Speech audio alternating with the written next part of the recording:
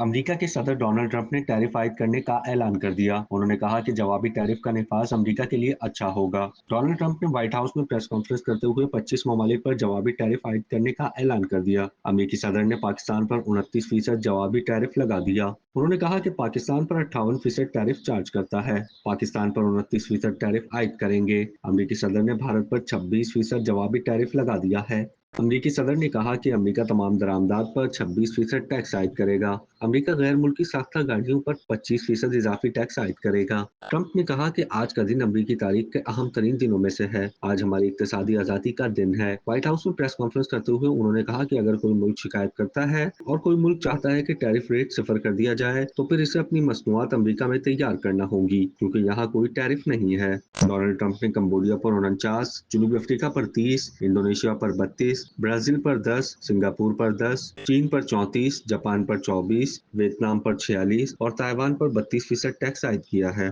क्या आप कारोबार की तशहीर चाहते हैं या सोशल मीडिया प्लेटफॉर्म मैनेज कराना चाहते हैं? तो देर कैसी, अभी राब्ता करें ओनली न्यूज की टीम से। हमारा कॉन्टैक्ट नंबर आपकी स्क्रीन पर है।